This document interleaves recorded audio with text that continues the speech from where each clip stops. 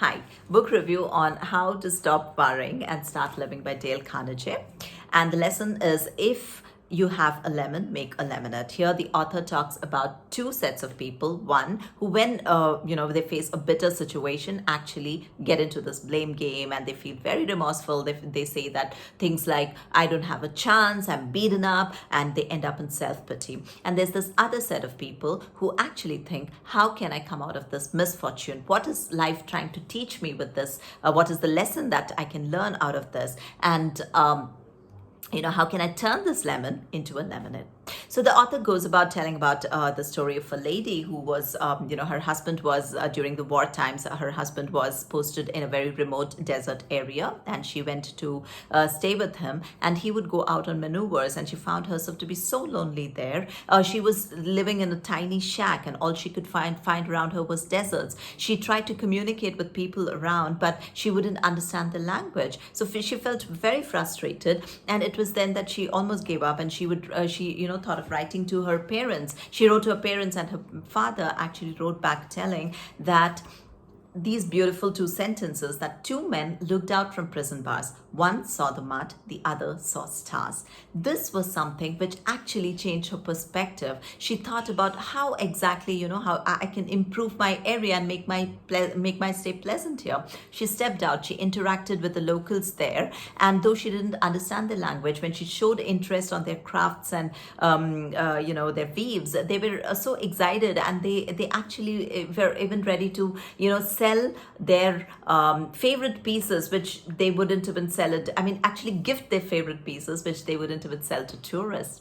She, then set out to look out for the sunset and deserts. She would look out for seashells, which were the remains of around, a million years back when those areas were filled with oceans. So she actually had a complete change in her perspective and her thinking. So what had changed? Did the desert change? No. Did her living condition change? No. Did the people around learn English and start speaking in English to her? No. But it was a change in her attitude. So she actually turned the lemon into a lemonade. The author also goes about telling a beautiful story of a farmer who actually bought a farm and was very excited about doing some good farming there. But the land was so wretched that he just could not do anything about it. He could neither grow fruits nor raise pigs.